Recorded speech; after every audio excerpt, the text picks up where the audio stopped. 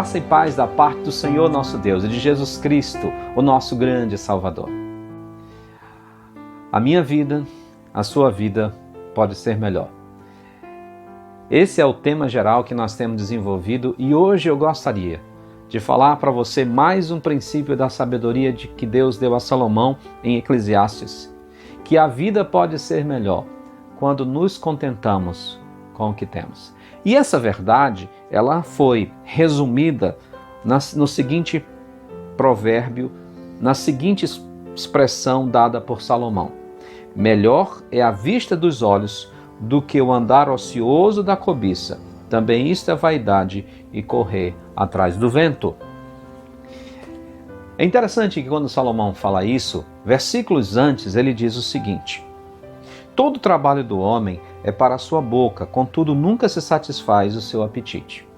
Salomão observou as pessoas que trabalham, as pessoas que vivem e percebeu que tem muitas delas que sempre estão insatisfeitas. Elas nunca conseguem estar felizes com o que têm. E esse é um ponto que eu gostaria de abordar hoje. Quantas pessoas têm as coisas e não são felizes? Sabe por quê? Porque elas não sabem estar contentes com o que têm.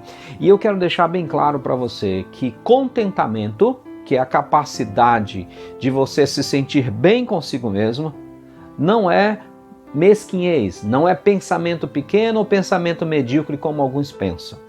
Na realidade, o contentamento é a capacidade que Deus nos dá de olhar todas as coisas ao nosso redor, tudo que temos, tudo que possuímos e dizer: Senhor, muito obrigado, porque eu sei que tudo veio da Tua mão. Aquele que tem contentamento é alguém que sai ganhando. Por quê? Porque ele não é enrolado. É interessante que Paulo fala claramente sobre isso. Ele diz: quem tem a vida com contentamento sai no lucro. E é verdade. Quantas pessoas não fazem negócios errados? Quantas pessoas não perdem dinheiro, perdem tempo, perdem tantas coisas na vida porque estão sempre ansiosas para querer alguma coisa? São pessoas que às vezes conseguem algo e logo que conseguem, elas já estão querendo outra. São pessoas que a gente chama que tem a avareza no coração. E a avareza no coração, eu queria dizer que a Bíblia tem duas palavras que são traduzidas no português para avareza. A primeira é aquela pessoa que quer demais dinheiro, está sempre querendo dinheiro, é amante do dinheiro. Essa é uma expressão que a Bíblia usa que foi traduzido por avareza no português. Uma outra palavra que a Bíblia usa no seu original, que foi traduzido como avareza, é o desejo de sempre querer mais. E ele está falando de uma pessoa que nunca está contente com o que Deus lhe dá. Ela olha as coisas, de repente ela diz: não, eu vou comprar uma bicicleta. E ela se esforça, e ela trabalha. No dia que ela compra a bicicleta, com 1 semana, 2 semanas no máximo, ela já está infeliz. Ela diz: não, essa bicicleta aqui não... Eu preciso agora de uma moto. E a pessoa começa a empenhar a sua vida por uma moto. Depois que ela compra a moto, 6 meses ela diz: não, eu preciso de um carro popular. E assim a vida dela vai, porque ela nunca está contente. Veja só, eu não estou falando que Deus não deseja que nós tenhamos progresso na nossa vida. Eu não estou dizendo aqui que aquele que tem com a bicicleta só é contente se o resto da vida ficar com a bicicleta. Mas o que eu estou dizendo é que aquela pessoa que comprou sua bicicleta, quando recebe sua bicicleta, fica extremamente feliz com o que Deus lhe deu. E todos os dias que Deus está lhe dando aquela possibilidade, ela é grata a Deus. E quando ela vê uma possibilidade aberta por Deus para comprar um carro, para comprar uma moto, para comprar um veículo, e ela vê que isso é possível, e não porque ela esteja insatisfeita, não porque ela esteja infeliz, não porque ela não esteja mais aguentando, mas é pelo fato de que ela diz: olha, tem uma oportunidade, Deus está abrindo uma oportunidade para eu conseguir isso. E ela faz isso de uma maneira comum, de uma maneira simples, de uma maneira correta, sem estar se acabando em dívidas, porque ela percebe que é algo que está vindo de Deus. Mas quantas pessoas estão até aqui ou até aqui de dívidas porque não sabem se controlar? Porque sempre estão querendo algo mais. Quantas pessoas tornam suas vidas infelizes porque não sabem ser feliz com o que Deus lhe deu. Eu li uma certa vez sobre esse assunto acerca de uma menina que estava na mesa com a família e diz: eu sei o que todo mundo gosta. E ela diz: mamãe gosta muito de morango. Meu irmão gosta muito desse sanduíche. A outra minha irmã gosta muito de pratos de porcelana. E enquanto ela dizia, o pai ficou esperando e ela não disse o que o pai gostava. E o pai disse: minha filha, e eu? Ela disse: pai, o senhor gosta de tudo que nós não temos. O que essa criança, na sua pequenez de vida, mas simplicidade e sinceridade, percebia que o seu pai nunca estava satisfeito, sempre estava reclamando das coisas, sempre porque não tinha isso ou aquilo. Quantas pessoas dentro de casa têm tantas coisas, tantas bênçãos dadas de Deus, mas passa a vida, o dia reclamando daquilo que não tem, daquilo que não alcançou, daquilo que queria. Quantas esposas muitas vezes sacrificam ou maltratam seu marido ou seus filhos porque sempre ficam reclamando daquela geladeira, daquele fogão, daquele carro, ou seja lá o que for, que não consegue ter ou deseja, mas não tem. Quantos maridos sufocam suas esposas e suas famílias, seus filhos, porque sempre estão reclamando de alguma coisa que não tem. E muitas vezes faz pior.